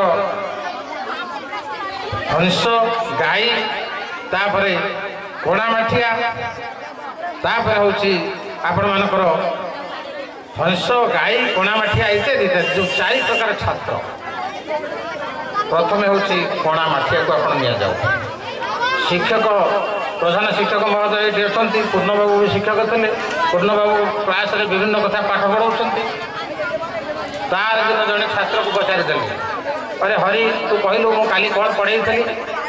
ସେତେବେଳେ ପିଲାଟି ତା ଏକାନରେ ପୁରେଇ ସେକାନରେ ବାହାର କରିଦେଇଛି। ତା ମୁଣ୍ଡରେ ଆଉ ସେ ପ୍ରଶ୍ନ ନାହିଁ, ସେ ଉତ୍ତର ନାହିଁ। ଅର୍ଥାତ୍ କୋଣା ମାଠିଆରେ ମାଠିଆଏ ପାଣି ଭର୍ତ୍ତି କରିଦେଇଥିଲେ। ଠିକ୍ 10 ମିନିଟ୍ ପରେ ଦେଖିଲା ବେଳକୁ କୋଣା ଆଡ଼େ ସେ ପାଣି ଗୁଡ଼ା ବୋହିଯାଇଥିବ, ସେ ପାଣି ଆଉ ନଥିବ। ତେଣୁ ପିଲାମାନେ ତମେ କ'ଣ କୋଣା ମାଠିଆ ହେବ? ଦ୍ୱିତୀୟ ହେଉଛି ଚାଲୁଣି। ଚାଲୁଣିରେ ଚଲିଆଯାଏ। ଭଲ ଭଲ ଜିନିଷ ଅଟା ଚଲାଉଛନ୍ତି, ସୁଜି ଚଲାଉଛନ୍ତି ଇତ୍ୟାଦି ଇତ୍ୟାଦି। ଭଲ ଜିନିଷ ଗୁଡ଼ା ତଳକୁ ଗଳି ପଡ଼ୁଛି। ଯେଉଁଗୁଡ଼ା ଅଛନ୍ତି ଛେଦା ଗୁଡ଼ା, ପୋକ ସେଗୁଡ଼ା ସବୁ ଉପରେ ରହିଗଲା। ପୂର୍ଣ୍ଣବାବୁ କ୍ଲାସରେ କେତେ କଥା ପଢ଼େଇଥିଲେ, କିନ୍ତୁ ପଚାରିଦେଲେ ରାମ ବୋଲି ଜଣେ ଛାତ୍ରକୁ କାଲି କ'ଣ ପଢ଼େଇଥିଲି? ସେ ଯେଉଁଗୁଡ଼ା ଅପ୍ରାସଙ୍ଗିକ, ଯେଉଁଗୁଡ଼ା ମନେ ରଖିବା କଥା ନୁହେଁ, ସେ ସେଇ କଥାକୁ ମନେ ରଖିଛି। କିନ୍ତୁ ପ୍ରକୃତ ପରୀକ୍ଷାରେ ଯେଉଁ ପ୍ରଶ୍ନ ପଡ଼ିବ ତାର ଉତ୍ତର ଲେଖିବି ତାକୁ ସେ ଭୁଲି ଯାଇଛି। ତେଣୁ ପିଲାମାନେ ତମେ ବର୍ତ୍ତମାନ ଭାବ ତମେ କ'ଣ ଚାଲୁଣି ହେବ? 2 ଗଲା ଚାଲୁଣି, 3ରେ ହେଉଛି ଗାଈ। ଆପଣମାନେ ଗଞ୍ଜାମ ମାଟିର ପୁଅ ଝିଅ, ଗଞ୍ଜାମ ମାଟିରେ ଗୋଟେ ଦୁର୍ନାମ ବି ଅଛି, ସେମାନେ ପ୍ରାୟ ଲାଟ୍ରିନ୍ରେ ବସନ୍ତି ନାହିଁ। ବେଳେବେଳେ ଯାଇ ପଡ଼ିଆରେ ମଧ୍ୟ ବା ରାସ୍ତା କଡ଼ରେ ସେମାନଙ୍କର 2 କାର୍ଯ୍ୟ ସମାପନ କରନ୍ତି। ଆମର ଯେଉଁ ଗାଈ ସବୁ ଅଛି ସିଏ କ'ଣ କରୁଛନ୍ତି? ଗାଈ ଗୋରୁ ଘାସ କୁଟା ସବୁ ଖାଉଛନ୍ତି, ପଡ଼ିଆରେ ଯାଇ ଘାସ ଖାଉଛନ୍ତି। ବେଳେବେଳେ ମଧ୍ୟ ଖରାପ ମାନେ ଆପଣମାନଙ୍କ ବିଷ୍ଟାରେ ମଧ୍ୟ ମୁହଁ ମାରି ଦେଉଛନ୍ତି, ତାକୁ ବି ଖାଇ ଦେଉଛନ୍ତି। ଏ ସବୁଗୁଡ଼ା ଉଦରସ୍ଥ କରୁଛନ୍ତି, ସବୁଗୁଡ଼ା ପେଟ ଭିତରେ ରଖୁଛନ୍ତି। ଏଇଭଳିଆ ଛାତ୍ରଛାତ୍ରୀ କିଏ ନା ସାର୍ ଯାହା ପଢ଼େଇଥିଲେ ପ୍ରାସଙ୍ଗିକ ହଉ ଅପ୍ରାସଙ୍ଗିକ ହଉ ସବୁଗୁଡ଼ା ମନେ ରଖିଛନ୍ତି, ଦରକାର ବେଳେ ତାକୁ କାମରେ ଲଗାଉଛନ୍ତି। ଇଏ ହେଲା ଗାଈ। ତାହେଲେ ପିଲାମାନେ ତମେ କ'ଣ ଗାଈ ହେବ? ଚତୁର୍ଥ ଆସୁଛି ହଂସ। ହଂସ କ'ଣ କରେ ନା ହଂସକୁ ଭଗବାନ ଗୋଟେ ବିଚିତ୍ର ଜୀବ, ସେ ତାକୁ ଏଭଳି ସୃଷ୍ଟି କରିଛନ୍ତି। ତାକୁ ଦିଆଯାଏ କ୍ଷୀର, ସେ କ୍ଷୀର ଦେହରୁ ପାଣିକି ଅଲଗା କରିଦିଏ, ଛେନାଟା ଖାଇଦେଇ ଚାଲିଯାଏ। କ୍ଷୀର ଦେହରୁ ପାଣି ଅଲଗା କରିବା ସମ୍ଭବ ଗୋଟେ ହଂସ କରିପାରିବ? କିନ୍ତୁ ତା ଥଣ୍ଟରେ ଗୋଟେ ଖଟାଳିଆ ପଦାର୍ଥ ଭଗବାନ ଦେଇଛନ୍ତି। ଯେତେବେଳେ କ୍ଷୀରଟା ବୁଡ଼େଇ ଦିଏ, ଏ ଥଣ୍ଟଟା ବୁଡ଼େଇ ଦିଏ କ୍ଷୀରରେ, ସେତେବେଳେ କ୍ଷୀରଟା ଛିଣ୍ଡିଯାଏ ଏବଂ ସେ ଛେନା ତକ ଖାଇଦେଇ ପାଣି ଛାଡ଼ିଦିଏ। ନିରବରଜନ କରି କ୍ଷୀର ପାନ କରନ୍ତି ଯେ ଶନି ମରାଳ, ଦୋଷ ବର୍ଜି ଗୁଣ ଗ୍ରହଣ କରନ୍ତି, ଦୋଷ ବର୍ଜି ଗୁଣ ଗ୍ରହଣ କରନ୍ତି। ସଜନ ଜନ କେବଳ କଜଳ କଜଳ ହେଲେ ହିଁ କୁଶିତର କଳା, ଅଲକ ଗାରେ ଘଷାଇ ଅଞ୍ଜନ କରନ୍ତି ସାଧବୀ ମହିଳା। ଯେମିତି ନିରବରଜନ କରି କ୍ଷୀରପାନ ମରାଳ ମାନେ ହଂସ। ସାର୍ କେତେ କଥା କହିଥିଲେ, ଅପ୍ରାସଙ୍ଗିକ କଥା ବି କହିଥିଲେ, ତାକୁ ସବୁ ଛାଡ଼ି ଦେଇକି ଯେଉଁଗୁଡ଼ା ପରୀକ୍ଷାରେ ପଡ଼ିବ, ଯେଉଁଗୁଡ଼ା ଠିକ୍ ଉତ୍ତର, ସେଭଳି କଥାକୁ ପିଲାମାନେ ମନେ ରଖିଥାନ୍ତି। ତେଣୁ ପିଲାମାନେ ଏ ଦିଗାପଡ଼ା ସ୍କୁଲର ଆଜି ସୁବର୍ଣ୍ଣ ଜୟନ୍ତୀ ଉତ୍ସବ 50 ବର୍ଷ ପୂର୍ତ୍ତି ପାଳନ କରୁଛି।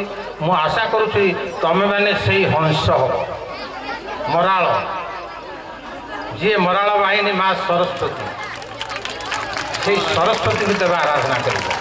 ଯେହେତୁ ବିଶିଷ୍ଟ ବିଦଗ୍ଧ ମଣ୍ଡଳୀ ଅଛନ୍ତି ପିଲାମାନେ, ମୁଁ ଗୋଟେ ଆଉ ଗୋଟେ ନୂଆ କଥା କହିବି। ବହୁ ବିଦଗ୍ଧ ମଣ୍ଡଳୀ ମୁଁ ଦେଖୁଛି ଗଞ୍ଜାମ ମାଟିକି ଆସିଛି। ଉପେନ୍ଦ୍ର ଭଞ୍ଜଙ୍କ କଥା କହିଲି। ଉପେନ୍ଦ୍ର ଭଞ୍ଜ କାହାକୁ ଅନୁକରଣ କରିଥିଲେ? ଯାହାକୁ କହନ୍ତି ଉପମା ଭଞ୍ଜ ବୀରସ୍ୟ ତସୈ ବିଚନ୍ତ ଗୌରବ, କଲ୍ଲୋଳେ ପଦଲାଳିତ୍ୟମ୍ ସନ୍ତି ଚିନ୍ତା ମଣୋତ୍ର। ଉପମା କାଳିଦାସସ୍ୟ ଭାରବ ଅର୍ଥ ଗୌରବ, ମହିଷଦେ ପଦଲାଳିତ୍ୟମ୍ ମାଘେ ସନ୍ତି ତ୍ରୟଗୁଣ। ଯେମିତି କାଳିଦାସ ସେମିତି ଉପେନ୍ଦ୍ର ଭଞ୍ଜ। ଉପେନ୍ଦ୍ର ଭଞ୍ଜକୁ ଆଉ ତାକୁ ସମକକ୍ଷ ହେଲା ଭଳିଆ କବି ଆଇ ଓଡ଼ିଶାରେ ଜନ୍ମ ହେଇନାହିଁ କି ହେବେ ନାହିଁ। ଆଜିକାଲି ତ ଏତେ କବି ବାହାରିଲେଣି, ଯେଉଁଠିକି ଯାଉଛି ମୁଁ ସାରା ଓଡ଼ିଶା ନୁହେଁ ଭାରତବର୍ଷର ବିଭିନ୍ନ ଜାଗା ଯାଇଛି, ଆନ୍ତର୍ଜାତିକ ସ୍ତରରେ ଯାଇଛି, ସେମାନେ ସବୁ କବିତା ପାଠ ହେଉଛି, ସେଇଠି ବସିକି କବିତା ଲେଖି ଦେଉଛନ୍ତି। ଉପେନ୍ଦ୍ର ଭଞ୍ଜ ସେ ଏଡ଼େ ବଡ଼ କବି, ସେ କ'ଣ ଲେଖିଲେ?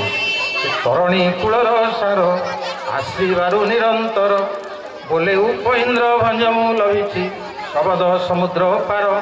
ସମୁଦ୍ରରେ ଯେମିତି ଅକଳନ୍ତ ପାଣି ଅଛି, ମୋର ଶାବ୍ଦିକତା, ମୋର ଶବ୍ଦ ଭଣ୍ଡାର ସେଇଭଳି, ଯିଏକି ଶବଦ ସମୁଦ୍ର ପାର କରିଛନ୍ତି। ତେଣୁ କାଳିଦାସଙ୍କୁ ସେ ଅନୁକରଣ କରିଛନ୍ତି। ଯେମିତି କାଳିଦାସ ସେମିତି ଉପେନ୍ଦ୍ର ଭଞ୍ଜ, ଯିଏ ଉପମା ପ୍ରୟୋଗରେ ସିଦ୍ଧହସ୍ତ।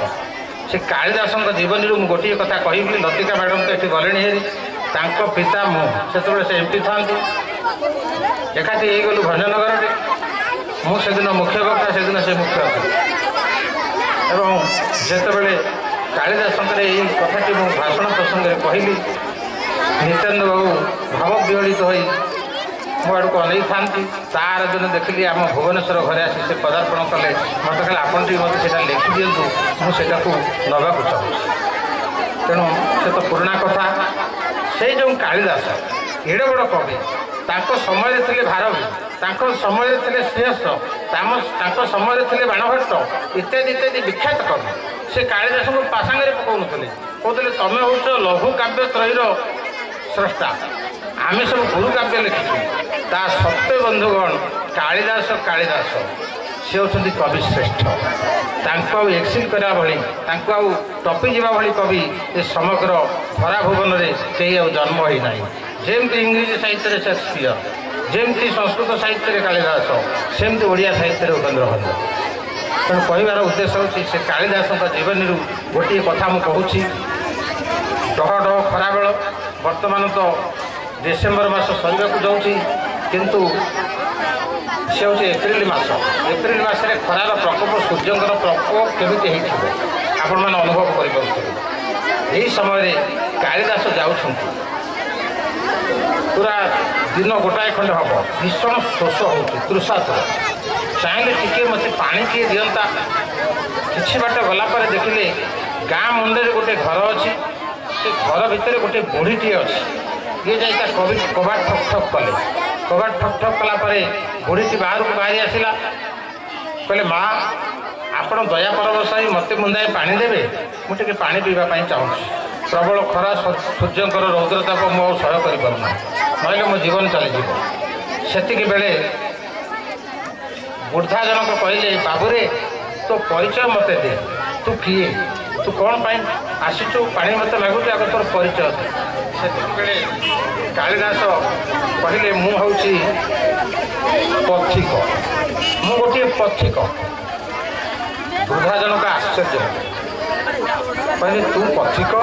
ପଥିକ ତ ଏ ଧରାଧାମରେ ହେଉଛନ୍ତି ଦୁଇ ଜଣ, ଜଣେ ହେଉଛନ୍ତି ସୂର୍ଯ୍ୟ, ଆଉ ଜଣେ ହେଉଛନ୍ତି ଚନ୍ଦ୍ର। ଇଏ ଦୁଇ ଜଣ ହେଉଛନ୍ତି ପଥିକ, ତୁ ତ ୟା ଭିତରୁ କେହି ନୁହେଁ, ତାହେଲେ ତୁ କାହିଁ ମୋତେ ଭୁଲ କହିଲୁ, ମିଛ କହିଲୁ? ସେତିକି ବେଳେ କାଳିଦାସ ଭାବ ବିହଳିତ ହୋଇଗଲେ। କହିଲେ, ମା, ମୁଁ ହେଉଛି ଅତିଥି। ତାଙ୍କର ଦ୍ୱିତୀୟ ଉତ୍ତର ହେଲା, ମୁଁ ହେଉଛି ଅତିଥି।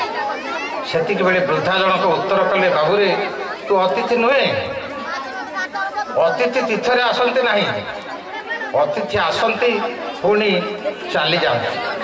ଅତିଥି ହେଉଛନ୍ତି ଦୁଇ ଜଣ। କିଏ ନା, ଜଣେ ଧନ, ଆଉ ଜଣେ ଯୌବନ। ଚିରସ୍ଥାୟୀ ନୁହେଁ ଶରୀର ପାଦପ, ଭବତରଙ୍ଗିଣୀ ତୀରେ, ପ୍ରାଣ ମୂଳୁ ମାଟି ଧୌତ ହୋଇଗଲେ, ଭାସିଯାଏ କାଳନୀରେ। ତେଣୁ ଧନ ଯୌବନ ୟାକୁ ନେଇ କେବେ ହେଲେ ଗର୍ବ କରିବ ନାହିଁ। ଜଣେ ଭାବିବ ମୋ ପାଖରେ ପ୍ରବଳ ପଇସା ଅଛି, ମୁଁ ଧରାକୁ ସରା ମଣିବି ନା, ଏଇ ଜନତା ତାକୁ ପଣ୍ଡ କରିଦେବେ। ଧନ ନୀରବେ ଆସିବୁରେ, ଗରବ ନ ଦେବୁ ମନି, ବିରତ ନ କରି ଅବିରତ ଥିବୁ। ବିବେକ ଅନୁଙ୍ଗ ମନରେ ଧନ, ବିବେକ ଅନୁଙ୍ଗ ମନେ। ଧନ ହେବ ବିବେକର ଅନୁଗାମୀ, ତାହେଲେ ସିଏ ହେବ ଶ୍ରେଷ୍ଠ ପୁରୁଷ। ତା ବିବେକର ଆୟତ୍ତାଧୀନ ରହିବ, ନହେଲେ ସେ ଧରାକୁ ସରା ମଣିବ। ଏବଂ ଯୌବନ, ଆପଣ ନବ ଯୌବନା ବା ସଦ୍ୟ ଯୌବନରେ ଉପନୀତ ହୋଇଛନ୍ତି ବୋଲି ଧରାକୁ ସରା ମଣିବେ, କହିବେ ଏଇ ବୁଢ଼ୀଟା କିଏ, ମୁଁ ତାଠୁ କେତେ ସୁନ୍ଦର, ଇଏ ଆସ୍ଫାଳନା ବନ୍ଦ କରନ୍ତୁ। ତେଣୁ ଧନ ଯୌବନ ଦୁଇଟା ଯାକ ଚିରସ୍ଥାୟୀ ନୁହେଁ। କହିଲେ, ବାବୁରେ, ତୁ ଏଇଟା କିଛି ନୁହେଁ, ତୁ ମୋତେ ମିଛ କହିଲୁ। ନା ମା, ମୋତେ ମୁଣ୍ଡାଏ ପାଣି ଦିଅ, ମୋ ଶୋଷରେ ମୋ ତଣ୍ଟି ଫାଟି ପଡ଼ୁଛି, ଆଉ ଟିକେ ପରେ ମୁଁ ମରିଯିବି। ନା କହ, ତୁ ତୋ ପରିଚୟ ଦିଏ, ତୁ କିଏ? ସେତିକି ବେଳେ କାଳିଦାସ ତୃତୀୟରେ କହୁଛନ୍ତି, ମୁଁ ହେଉଛି ସହନଶୀଳ। ନା ତୁ ସହନଶୀଳ, ପୁଣି ମୋତେ ମିଛ କହିଲୁ, ତୁ ତ ସହନଶୀଳ ନୁହେଁ। ସହନଶୀଳ ହେଉଛି ଏ ଧରାଧାମରେ ଦୁଇ ଜଣ, ଜଣେ ହେଉଛନ୍ତି ପୃଥିବୀ, ଆଉ ଜଣେ ହେଉଛନ୍ତି ବୃକ୍ଷ। କହିଲି, ଯାହା ସହିତ ମାତା, ଯାହା ସହିତ ବସୁଧା। ବସୁଧା ହେଉଛି ସହନଶୀଳ, ଆଉ ଜଣେ ହେଉଛି ବୃକ୍ଷ। କହିବାର ଉଦ୍ଦେଶ୍ୟ ହେଉଛି, ଯେଉଁ ଏପ୍ରିଲ ମାସର ଖରା, ଟାଣ ଟାଣ ଖରା, ଜଣେ ଭାଇ କାଠ କାଟୁଛି, ସବୁଗୁଡ଼ାଏ ଗଛକୁ କାଟିକି ପଦା କରିସାରିଲାଣି।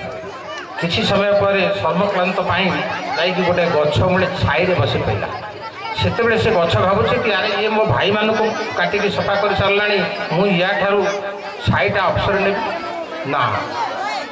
ମହତ ଜନର ଦୟା ସବୁଠାରେ ସମେ ହୁଏ ବିତରିତ, ବର୍ତ୍ତକ ମସ୍ତକୁ ନ କର ହିତରୁ ସ୍ୱଚ୍ଛାୟା ଅପସାରିତ। ସେ ହେଉଛି ମହତ ବ୍ୟକ୍ତି। ତେଣୁ ବାବୁରେ, ତୁ ସହନଶୀଳ ନୁହେଁ, ବୃକ୍ଷ। ତାକୁ ଯେତେ ଟେକା ଫୋପାଡ଼ୁଛନ୍ତି ପିଲାମାନେ ତା ଗଛରୁ ଫଳ ଖାଇବା ପାଇଁ, ସେ ତାଙ୍କୁ ବିନୟର ସହିତ ଫଳ ପ୍ରଦାନ କରୁଛି, କିନ୍ତୁ ମନରେ କେବେ ହେଲେ ଅହଙ୍କାର ଆଣୁନି, ଅଭିମାନ ଆଣୁନି। ତେଣୁ କାଳିଦାସକୁ ଉତ୍ତର କଲେ ବୃଦ୍ଧା ଜଣକ ତୁ ସହନଶୀଳ ନୁହେଁ। କାଳିଦାସ ପୁରା ତୃଷାରେ ଫାଟି ପଡ଼ିଲେଣି, ଆଉ ଟିକେ ପରେ ମରିଯିବେ। ଶେଷରେ କହିଲେ ମୁଁ ହେଉଛି ହଟି। ବୃଦ୍ଧା ଜଣକ ପୁଣି ଉତ୍ତର କଲେ, ପୁଣି ମୋତେ ମିଛ କହିଲୁ, ତୁ ହଟି ନୁହେଁ, ହଟି ହେଉଛି ନଖ ଏବଂ ବାଳ। ଆପଣ ସକାଳେ ନଖ ବା ଦାଢ଼ି କ୍ଷେର ହେଇଥିଲେ, 4ଟା ବେଳକୁ ଦାଢ଼ି ପୁଣି ଉଠିଲାଣି, ଗଜୁରିଲାଣି। ନଖ କାଲି କାଟିଥିଲେ, ଆଉ 2 ଦିନ ପରେ ନଖ ମଧ୍ୟ କଅଁଳିଲାଣି। ତେଣୁ ତୁ ହଟି ନୁହେଁ, ମୋତେ ମିଛ କହିଲୁ। ଶେଷରେ କାଳିଦାସ ପୁରା ତୃଷାରେ ଆଉଟ ପାଉଟ ହୋଇ ବୃଦ୍ଧା ଜଣକ ଗୋଡ଼ ତଳେ ପଡ଼ିଗଲେ। କହିଲେ ମା ତମେ ଦୟାକରି ମୋତେ ପାଣି ଦିଅ। ନା ନାଇଁ ନାଇଁ, ତୁ ମୋତେ ସତ ନ କହିଲେ ମୁଁ ପାଣି ଦେବି ନାହିଁ। କହ ତୁ କିଏ? ନା ମୁଁ ହେଉଛି, ଶେଷରେ କାଳିଦାସ କହିଲେ ମହାପଣ୍ଡିତ। କହିଲେ ମୁଁ ହେଉଛି ମୂର୍ଖ। ବୃଦ୍ଧା ଜଣକ ଅନେଇ ଦେଲେ ତା ମୁହଁକୁ, କହିଲେ କ'ଣ ତୁ ମୂର୍ଖ? ମନେ ମନେ ଭାବୁଛୁ ଏଡ଼େ ବଡ଼ ପଣ୍ଡିତ, ତୁ ମୂର୍ଖ? ତୁ ମୂର୍ଖ କେମିତି ହେଲୁ? ମୋତେ ପୁଣି ମିଛ କହିଲୁ। ମୂର୍ଖ 2 ଜଣ, ଜଣେ ହେଉଛି ରାଜା, ଆଉ ଜଣେ ହେଉଛି ପଣ୍ଡିତ। ତା ରାଜସଭାରେ ଯେଉଁ ଭାଟ ଥାନ୍ତି, ବା ବିକ୍ରମାଦିତ୍ୟ ଭୋଜରାଜଙ୍କ ରାଜସଭାରେ ଯେମିତି ଥିଲେ ନବରତ୍ନ, ସେମାନେ ସବୁ ହେଉଛନ୍ତି ମୂର୍ଖ। ତୁ କେମିତି ମୂର୍ଖ ହେଲୁ? ସେତେବେଳେ ଥିଲା ରାଜତନ୍ତ୍ର, ବର୍ତ୍ତମାନ ଗଣତନ୍ତ୍ର। ବର୍ତ୍ତମାନ ସେଇଆ ହେଇନି, ତାହେଲେ ମୂର୍ଖ କିଏ? ମୁଁ ଆର୍ଟିକଲ ଲେଖିଥିଲି, ମୂର୍ଖ ମୁଖ୍ୟମନ୍ତ୍ରୀ ନା ପ୍ରଧାନମନ୍ତ୍ରୀ? ଯଦି ରାଜତନ୍ତ୍ରରେ ରାଜା ହେଉଛନ୍ତି ମୂର୍ଖ, ତାହେଲେ ଗଣତନ୍ତ୍ରରେ ମୁଖ୍ୟମନ୍ତ୍ରୀ ନହେଲେ ପ୍ରଧାନମନ୍ତ୍ରୀ। ଏବଂ ତାଙ୍କୁ ଯେଉଁମାନେ କୁପଥଗାମୀ କରାଉଛନ୍ତି, ମିଛରେ କହିଦେଉଛନ୍ତି ଆମେ ଇନ୍ଦିରା ଆବାସ ଏତିକି ଦେଇଦେଲୁ, ଏତିକି ଘର ଭଙ୍ଗା ଦେଇଦେଲୁ, ବିଜୁ କୁଡ଼ିଆ ଯୋଜନା ଦେଇଦେଲୁ, ତାଙ୍କୁ ସବୁ କୁପଥଗାମୀ କରୁଛନ୍ତି ଏଇ ପ୍ରଶାସକମାନେ ହେଲେ ମୂର୍ଖ, ରାଜା ହେଲେ ମୂର୍ଖ। ସେତିକି ବେଳେ କାଳିଦାସ ଆଉ ନିଜକୁ ନିୟନ୍ତ୍ରଣରେ ରଖିପାରିଲେ ନାହିଁ। ବୃଦ୍ଧା ଜଣକ ପାଦ ତଳେ ପଡ଼ିଯାଇ ମୁଣ୍ଡ ପିଟିଲେ। ସେତିକି ବେଳେ ବୃଦ୍ଧା ଜଣକ କହିଲେ ପୁଅରେ ଉଠ ଉଠ, ମୁଁ ତୋତେ ପରୀକ୍ଷା କରୁଥିଲି, ତୋ ପାଖରେ ଗୁଡ଼ାଏ ଜ୍ଞାନ ଅଛି, ଆତ୍ମଗର୍ଭରେ ତୁ ଫାଟି ପଡ଼ୁଥିଲୁ। ତୁ ଯେଉଁ ବ୍ୟବହାରିକ ଜ୍ଞାନ, ଆତ୍ମ ଯେଉଁ ଉପଲବ୍ଧି, ସେଇଟାକୁ ତୁ ଅନୁଭବ କରିପାରିନଥିଲୁ। ସେଇଥିପାଇଁ ମୁଁ ତୋତେ ପରୀକ୍ଷା କରୁଥିଲି। କାଳିଦାସ ଉପରକୁ ଅନେଇ ଦେଲା ବେଳକୁ ବୃଦ୍ଧା ଅପସରି ଯାଇଛନ୍ତି। ତାଙ୍କ ଆଗରେ ଆବିର୍ଭୂତ ହେଇଛନ୍ତି ମା ସରସ୍ୱତୀ। ଇଏ ହେଉଛନ୍ତି ମା ସରସ୍ୱତୀ। ତେଣୁ ଆପଣଙ୍କ ପାଖରେ ଯେତେ ଜ୍ଞାନ ଥାଉ ଅଭିମାନ କରନ୍ତୁ ନାହିଁ। ଭାରତବର୍ଷ ହେଉଛି ପୂଜ୍ୟ ପୂଜ୍ୟର ଦେଶ, ପରମ୍ପରା। ଯେଉଁମାନେ ଆପଣଙ୍କ ଠାରୁ ଗୁରୁଜନ, ତାଙ୍କ ପ୍ରତି ସମ୍ମାନ ଦେଖାନ୍ତୁ। ନିଜର ଅହମିକାରେ ଫାଟି ପଡ଼ନ୍ତୁ ନାହିଁ। ମୁଁ ଗୋଟେ ଦୁଇଟା କ'ଣ ଜାଣିଛି, ଏତିକି ତ କଥା।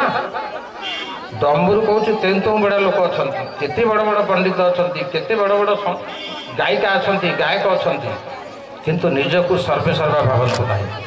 ତେଣୁ ପିଲାମାନଙ୍କୁ ମୋର ପରାମର୍ଶ, ସବୁବେଳେ ଶିଖିବା ଗୁଣଟା ରହୁ। ମୁଁ ସେଦିନ କହିଥିଲି ଆମେରିକାରେ କୁମକୁମ ମହାନ୍ତିକି, ମୁଁ କହିଲି ଆପଣମାନେ ଗୁରୁ ବୋଲି ଲେଖିଦେଉଛନ୍ତି, ଗୁରୁ ଅମକ ଗୁରୁ ସମକ। ମୁଁ କହିଲି ନା, ଆପଣମାନେ ସବୁବେଳେ ନିଜକୁ ଛାତ୍ର ବୋଲି ମନେ କରନ୍ତୁ। ଡକ୍ଟର ହରେକୃଷ୍ଣ ମହତାବ ଏଡ଼େ ବଡ଼ ଲୋକ, ଓଡ଼ିଶାର ପ୍ରଥମ ମୁଖ୍ୟମନ୍ତ୍ରୀ। ସେ ମୋ ମନେ ଅଛି 86 ବର୍ଷ ବୟସରେ ସଂସ୍କୃତ ଶିକ୍ଷା ଲାଭ କରୁଥିଲେ। ମୋର ଜଣେ ସାଙ୍ଗଙ୍କୁ ଡାକିକି ତାଙ୍କ ପାଖରେ ସଂସ୍କୃତ ପଢ଼ୁଥିଲେ। କହିବାର ଉଦ୍ଦେଶ୍ୟ ହେଉଛି ଯେ ସବୁବେଳେ ଶିଖିବା ମନୋବୃତ୍ତି ରହୁ। ଯିଏ ସେଇ ହେବ ଜଣେ ଭଲ ଶିକ୍ଷକ, ଆଦର୍ଶ ଶିକ୍ଷକ, ଯିଏ ନିଜକୁ ଛାତ୍ର ବୋଲି ଭାବିବ। ତେଣୁ ମନରେ ଅହମିକାକୁ ତ୍ୟାଗ କରନ୍ତୁ। ବନ୍ଧୁଗଣ, ଏଠାର ପ୍ରଧାନ ଶିକ୍ଷକ, ମୁଁ ତାଙ୍କୁ ବଧେଇ